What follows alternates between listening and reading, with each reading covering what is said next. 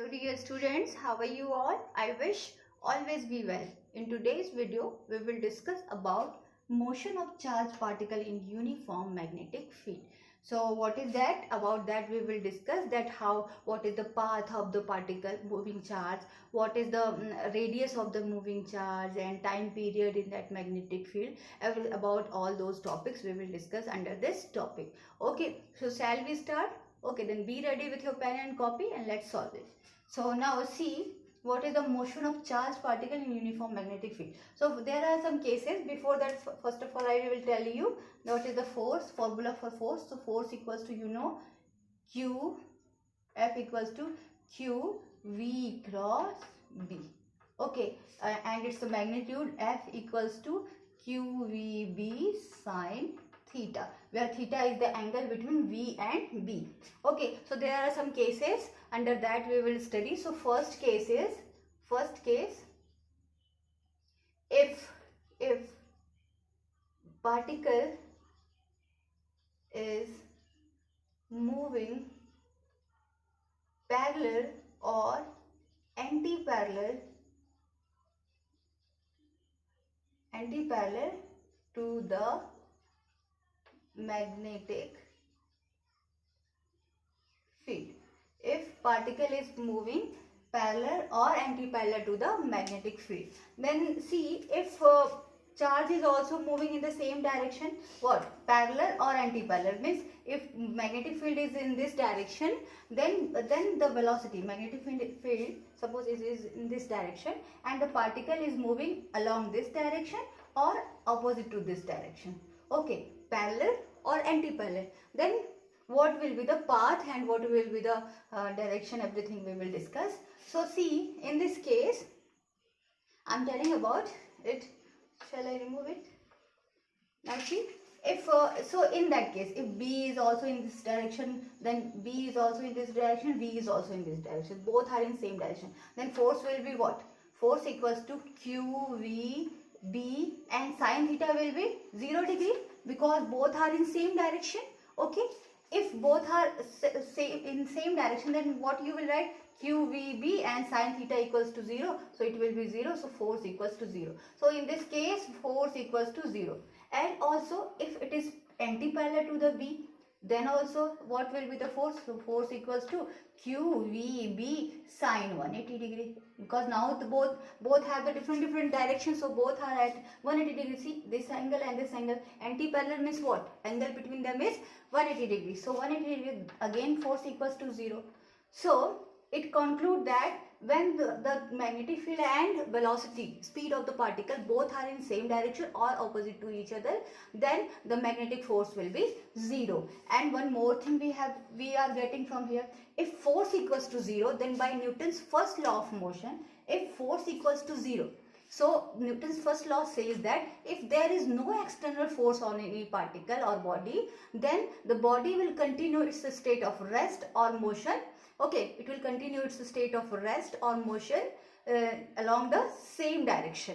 Okay, or along the straight line. So since here there is no force on the particle, force कोई नहीं है, यही ना बोलता है न्यूटन फर्स्ट लॉ कि अगर कोई बॉडी पे कोई एक्सटर्नल फोर्स नहीं लग रहा हो तो बॉडी क्या होगा, अपना स्टेट ऑफ रेस्ट, या तो रेस्ट में है तो वो रेस्ट में ही रहेगा, अगर वो मोशन में है तो अपने मोशन को सेम वेलोसिटी के साथ या सेम स्पीड के साथ कंटिन्यू करेगा इन द सेम डायरेक्शन. ठीक है, या स्ट्रेट लाइन में वो कंटिन्यू करेगा. That is the law.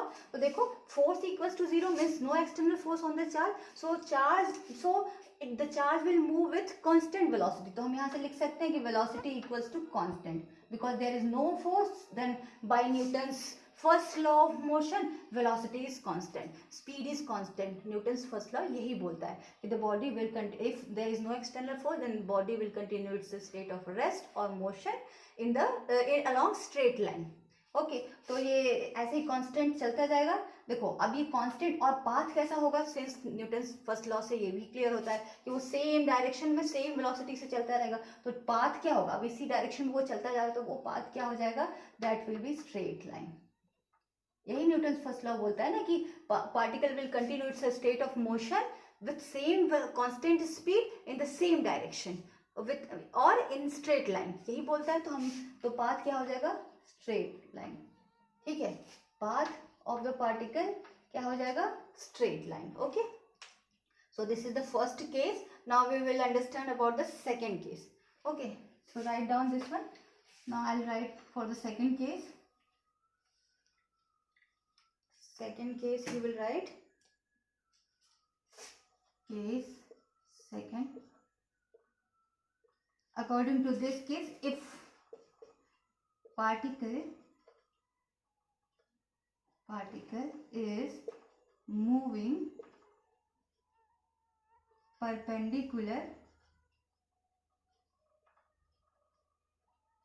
to magnetic field, if the particle is moving perpendicular to magnetic field, that is what, theta equals to 90 degree. Theta is what, angle between motion of the particle means velocity और magnetic field या speed और magnetic field के बीच में direction क्या है, 90 degree का है. Question case ही बोलता है ये. तो theta equals to 90 degree. So what will be the force. तो फोर्स का फॉर्मूला तुम जानते हो, q v b sine theta. Sine theta कितना है, 90 degree. That is the angle between v and b. So sine 90 degree. So max force क्या हो जाएगा, in this case maximum हो जाएगा, and that is equals to QVB. so force equals to QVB in this case. ठीक है, यहाँ तक समझ में आ गया होगा तुमको. now path I will tell you about path, कि path इसका क्या होगा. ठीक है, तो कैसे हम फाइंड आउट करेंगे. Suppose magnetic field is inward. यहाँ पे मैग्नेटिक फील्ड क्या है, इनवर्ड है. ठीक है, if you are leaving a charge q in this magnetic field in this direction. देखो मैग्नेटिक फील्ड अंदर है, पार्टिकल ऐसे मूव कर रहा है, both are in perpendicular direction. देखो ऐसे मैग्नेटिक फील्ड क्या है, मैग्नेटिक फील्ड ऐसे है और पार्टिकल कैसे मूव कर रहा है, ऐसे मूव कर रहा है. इधर मैग्नेटिक फील्ड इनवर्ड, पार्टिकल इस, तो दोनों के बीच में एंगल कितना है, 90 डिग्री का है. देखो 90 डिग्री. Okay, so both are moving perpendicular to each other. So velocity इस डायरेक्शन में है और मैग्नेटिक फील्ड इस डायरेक्शन में है.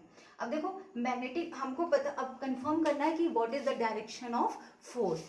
ठीक है, पार्टिकल पे जिस, अब देखो इस डायरेक्शन में कुछ ना कुछ तो फोर्स वर्क करे, क्योंकि फोर्स यहाँ पे जीरो नहीं, यहाँ पे क्यू वे भी है. तो फोर्स हम कैसे फाइंड करेंगे कि what is the direction of force. तो हम देखो, you know about that the right hand palm rule. Right hand palm rule से हम फोर्स का डायरेक्शन फाइंड आउट कर सकते हैं. So we will keep our fingers in the direction of force. यही ना है पाम रूल, कि हम फिंगर्स को अपने मैग्नेटिक फील्ड के डायरेक्शन में रखते हैं और फिंगर और जो थंब है उसको इन the direction of velocity, velocity का जो डायरेक्शन है उसके डायरेक्शन में रखते हैं, और पाम जिधर पॉइंट आउट करता है that is the direction of force. So I am keeping my fingers in the direction of magnetic field inward and my thumb is in the direction of velocity. Velocity, this is the direction of velocity.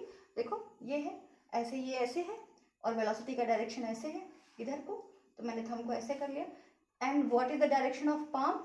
So this is the palm, direction of palm is this one. So मतलब अगर charge particle हमने मान लिया, positive charge लिया आपने, तो ये क्या हो गया, चार्ज का डायरेक्शन क्या, फोर्स का डायरेक्शन क्या आ रहा है, upward. Putting your finger in the direction of magnetic field, your thumb pointing in the direction of velocity, then the palm will point out the direction of force. तो force यहाँ पे किधर लग रहा है, ऐसे लग रहा है. तो इनका रिजल्टेंट मोशन क्या होगा, ऐसा कुछ होगा. होगा क्या, देखो वेलोसिटी इधर हो गई, फोर्स हमको परपेंडिकुलर अपवर्ड डायरेक्शन मिल रहा है. तो देखो तुम इधर मूव करना चाह रहे हो, फोर्स तुम्हारा इधर लग रहा है, तो कुछ ना कुछ वेलोसिटी का डायरेक्शन चेंज होगा.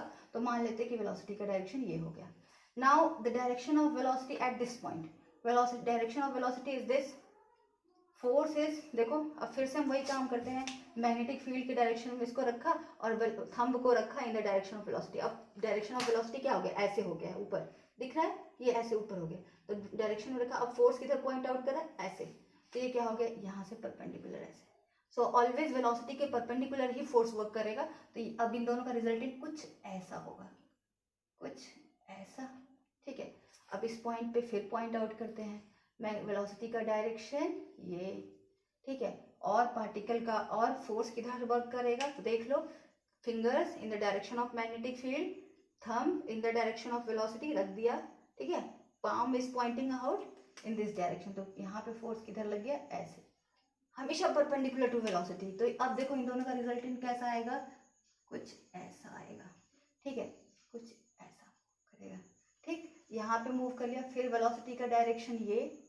ठीक, फोर्स का डायरेक्शन फिर परपेंडिकुलर रहेगा। देखो magnetic field direction of velocity this palm ऐसे, तो फिर ये परपेंडिकुलर टू इट हो जाएगा ऐसे। अब इन दोनों का रिजल्टेंट कुछ ऐसा होगा।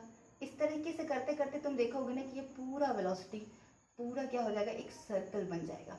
हर पॉइंट पे तुम करके देख सकते हो। मान लो ये मेरा पूरा अच्छे से सर्कल नहीं है, इसको थोड़ा अच्छे से कर देती हूँ मैं। ठीक है, ये हमेशा क्या आएगा, एक सर्कल आएगा। ठीक है, कैसे देखो, अब यहाँ पे इस पॉइंट पे हम मानते हैं, ठीक है, this is the direction of velocity, this is the direction of velocity, ऐसा कुछ नहीं, एक मिनट, ये है, ये ऐसे कुछ है डायरेक्शन ऑफ वेलोसिटी। यहाँ से इस पॉइंट से देखो स्ट्रेट लाइन लोगे तो ऐसे जाएगा।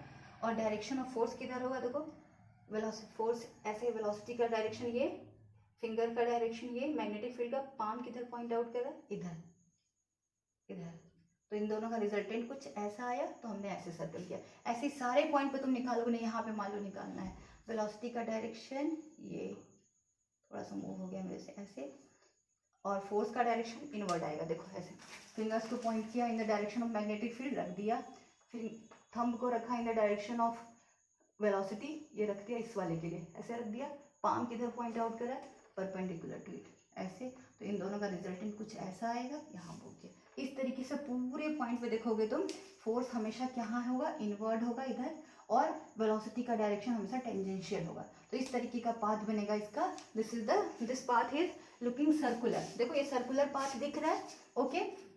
So this type of path, और तुमने पढ़ा भी था 11th क्लास में कि जो सर्कुलर मोशन में वेलोसिटी फिक्स होती है, लेकिन और जबकि सेंट्रीपिटल फोर्स लग रहा होता है वहाँ पे। तो देखो मैग्नेटिक फील्ड क्या करती है, इस बात का हमेशा ध्यान रखना, मैग्नेटिक फील्ड कभी भी वेलोसिटी चेंज नहीं करती है। उस पर फोर्स जरूर लगता है, मैग्नेटिक फील्ड के चलते फोर्स लगता है पार्टिकल पे, बट कभी भी पार्टिकल की वेलोसिटी चेंज नहीं होती। यहाँ पे वेलोसिटी चेंज नहीं हुई है, it only use to change the direction of charge particle. Magnetic field का यूज किस लिए होता है, to change the direction of magnetic, to change the direction of velocity. Velocity का डायरेक्शन चेंज करने के लिए यूज होती है, और वेलोसिटी कभी भी मैग्नेटिक फील्ड में चेंज नहीं होती है। इसके लिए एक एक्सप्रेशन है, उसको मैं समझा दूंगी कि कैसे चेंज नहीं होती है। वेलोसिटी हमेशा कांस्टेंट होती है इन द मैग्नेटिक फील्ड, ठीक है, वो भी मैं बता दूंगी। अभी देख लो, वेलोसिटी हमेशा फिक्स होती है, only the direction is changing. तो देखो सिर्फ क्या होता है, हम यही कहते हैं कि फोर्स जब भी लगता है तो एक्सेलरेशन जनरेट होगा और उसकी वेलोसिटी चेंज होनी चाहिए। लेकिन एक सर्कुलर मोशन ही ऐसा होता है जिसमें तुमने सर्कुलर मोशन में पढ़ा होगा कि सेंट्रीपिटल फोर्स हमेशा टुवर्ड्स द सेंटर वर्क करता है, लेकिन वेलोसिटी क्या होती है वहाँ पे, स्पीड क्या होती है, सॉरी स्पीड हमेशा क्या होती है, कांस्टेंट होती है। तो सर्कुलर मोशन के केस में स्पीड हमेशा कांस्टेंट होती है, वेलोसिटी नहीं बोल सकते इसको, स्पीड बोलेंगे। स्पीड हमेशा कांस्टेंट होती है, और फोर्स किधर एक्ट कर रहा होता है, टुवर्ड्स द सेंटर। तो देखो ये हमारा जो फोर्स है ये बार बार किधर एक्ट कर रहा है, ये जो पाथ बना पार्टिकल का, circular path towards its centre work कर रहा है, okay, towards its centre. So it means this magnetic force is providing to this particle centripetal force. Centripetal force क्या होता है, जो पार्टिकल को फोर्स अप्लाई करता है टुवर्ड्स सेंटर, मतलब सेंटर से बांध के रखता है जो फोर्स अगर किसी पार्टिकल्स पे लग के, that is known as centripetal force. Since ये पार्टिकल मूव करके कहीं और चल जाता है, लेकिन ये मैग्नेटिक फील्ड के चलते क्या हो रहा है, टुवर्ड्स इस सेंटर, इसे एक सर्कुलर पाथ में मूव कर रहा है। तो ये सर्कुलर पाथ में मूव किसके चलते कर रहा है, due to this centripetal force. और ये सेंट्रीपिटल फोर्स किसके चलते क्रिएट हो रहा है, that is equal to magnetic force. Magnetic force के चलते ही क्या हमको मिल रहा है, सेंट्रीपिटल फोर्स मिल रहा है। It means we can write in this case that centripetal force due to centripetal force that is equals to magnetic force, ठीक है, force magnetic force is working like is as a centripetal force. तो यहाँ पे जो magnetic force है वही यहाँ पे क्या कर रहा है, सेंट्रीपिटल फोर्स की तरह वर्क कर रहा है। तो हम क्या इस मैग्नेटिक फोर्स, हमें पता है कि सेंट्रीपिटल फोर्स का एक्सप्रेशन क्या होता है, दैट इज mv²/r। अगर इसका रेडियस r हो, ठीक है, और इसका रेडियस r हो, तो सेंट्रीपिटल फोर्स के लिए एक्सप्रेशन हम यही लिखते हैं, mv²/r लिखते हो, और दैट इज इक्वल्स टू वो फोर्स, ये mv²r जो फोर्स है सेंट्रीपिटल फोर्स, वो किससे मिल रहा है, बाय द मैग्नेटिक फोर्स। और magnetic force in case of 90 degree तुमने क्या निकाला है, दैट इज QVB। तो मैं यहाँ पे लिख सकती हूँ क्या, QVB, अब देखो v कैंसिल हो गया, what you got r equals to, देखो r इक्वल्स टू तुम क्या निकालोगे, यहाँ से कर लो, इधर अगर कंफ्यूज हो रही तो यहाँ r भेज दिया और इधर भेज दिया इसको, तो mv upon qb. So r equals to mv upon qb. This is the expression for radius of the this circular path. तो ये एक्सप्रेशन है, इसको न्यूमेरिकल्स में डायरेक्टली फॉर्मूले की तरह यूज कर लोगे, that r equals to mv upon qb. So r you got. Now I will try to find out. सो r किस पे डिपेंड करता है, चार्ज पे, वेलोसिटी पे, m पे, b पे. तो देखो चार्ज जितना बड़ा उतना कम उसका छोटा रेडियस. जैसे अल्फा पार्टिकल लोगे तो उसका चार्ज ज़्यादा होता है तो वो क्या होगा, छोटा सर्कुलर पाथ बनाएगा. इलेक्ट्रॉन लोगे तो उसका चार्ज कम होता है तो उसका पाथ क्या होगा, बड़ा होगा, मतलब उसका रेडियस ज़्यादा होगा तो बड़ा पाथ बनाएगा.